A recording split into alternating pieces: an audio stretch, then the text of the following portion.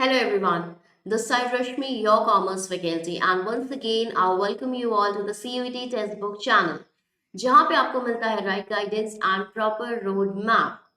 तो आज हम बात करने वाले हैं CUET वर्सेस बोर्ड एग्जाम्स की। आज हम समझेंगे कि इन दोनों एग्जाम्स में डिफरेंसेस क्या है, किस पे हमें ज्यादा फोकस करना चाहिए, क्या स्ट्रेटेजी होनी चाहिए एक्चुअली दोनों को प्रिपेयर करने की। ऑलराइट, तो आज हम इस पे बात करने जा रहे हैं, बट इससे पहले अगर आप चैनल में नए हैं, अभी तक आपने चैनल को सब्सक्राइब नहीं किया है, वीडियो को लाइक नहीं किया है, शेयर नहीं किया है, तो फटाफट से चैनल को सब्सक्राइब कर दीजिए, वीडियो को लाइक कर दीजिए एंड शेयर कर दीजिए। चलिए, let's begin with it. Understanding of the exam is very important for you to know कि आपको कैसे टैकल करना है इसके साथ। ठीक है, तो सबसे पहले हम बात करने वाले हैं क्लास 12 बोर्ड एग्जाम्स की। अगर आप क्लास 12 बोर्ड एग्जाम्स की बात करें और हम फॉर्मेट की बात करें, तो आपका जो क्लास 12 का फॉर्मेट है बेटा, वो है सब्जेक्टिव क्वेश्चंस का। यानी कि आपको यहाँ पर लॉन्ग आंसर्स लिखने होते हैं। फोकस बेसिकली यहाँ पर हमें अपनी अंडरस्टैंडिंग को क्रिएट करने पे देना है। ठीक है, टॉपिक्स की अंडरस्टैंडिंग इन डेप्थ होनी चाहिए, और किस तरीके से आपने जो समझा है, जो अंडरस्टैंडिंग्स आपने क्रिएट की है टॉपिक से रिलेटेड, उसको आप किस तरीके से लॉन्ग आंसर्स में लिख सकते हैं, ये आपको सीखना होता है यहाँ पे। Alright, the next one is, अगर आप सब्जेक्ट्स की बात करें तो आपको वेरियस स्ट्रीम्स यहाँ पे मिल जाता है, लाइक साइंस, कॉमर्स, ह्यूमैनिटीज। और अगर आप यहाँ पे पर्पस की बात करते हैं, तो क्लास 12 बोर्ड एग्जाम का मेन पर्पस होता है कि आपको एकेडमिक नॉलेज जो है वो आपकी इनहेंस करी जा सके, और आपको हायर एजुकेशन के लिए एलिजिबल बनाया जा सके। वहीं अगर हम बात करें CUET UG एग्जाम की, तो यहाँ पर आपका जो फॉर्मेट होता है बेटा, वो होता है ऑब्जेक्टिव, यानी कि multiple type questions. That is, आपको एक क्वेश्चन होता है जिसमें आपको 4 ऑप्शंस दिए होते हैं, और आपको कोई करेक्ट आंसर जो है उसको मार्क करना होता है। ठीक है, तो यहाँ पे आपको क्या है, आपके पास 4 ऑप्शन ऑलरेडी गिवन है और आपको करेक्ट आंसर को जस्ट मार्क करना है। तो यहाँ पे फॉर्मेट इनका ऑब्जेक्टिव हो गया।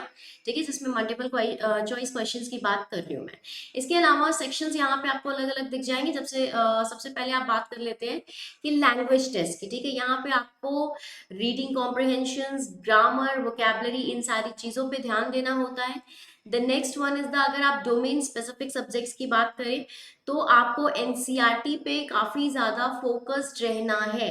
ठीक है, क्लास 12 की एनसीईआरटी जो है वो काफी ज्यादा आपको फोकस्ड रहना है। जो क्वेश्चंस है जो आपको यहाँ पे देखने को मिल जाता है एग्जाम में, वो बेस्ड है एनसीईआरटी की क्लास 12 की बुक्स के ऊपर। तो आपको बिल्कुल थॉरली क्या है, एनसीईआरटीज को क्लास 12 के कवर करना होता है to crack your CUET UG exam.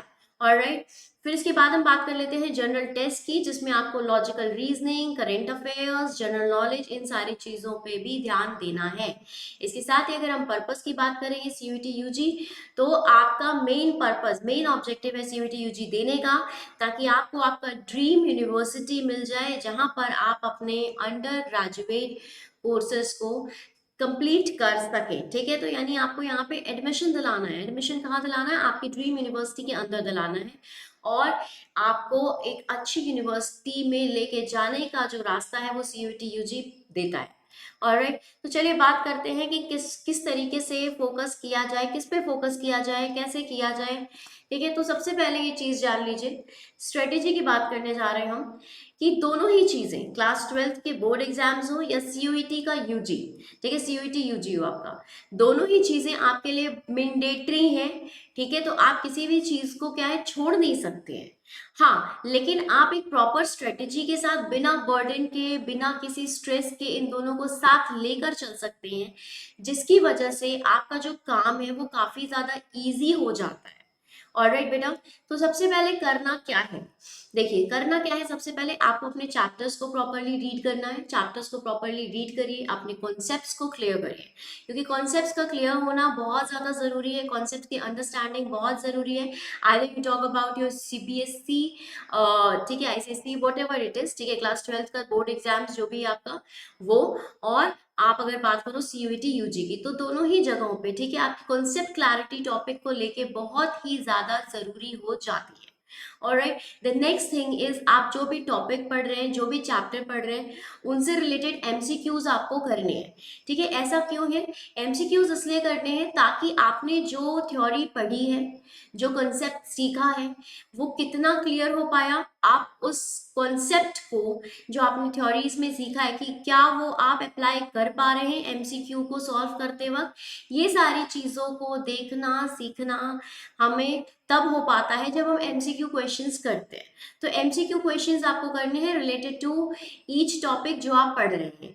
The next thing is, इसके साथ साथ क्योंकि आपको क्लास 12th में आपको देखने को मिलेंगे सब्जेक्टिव क्वेश्चंस। ठीक है, सब्जेक्टिव क्वेश्चंस आपको देखने को मिलते हैं जिसमें लॉन्ग आंसर टाइप, जिसमें क्वेश्चंस जो है आपको लिखने होते हैं।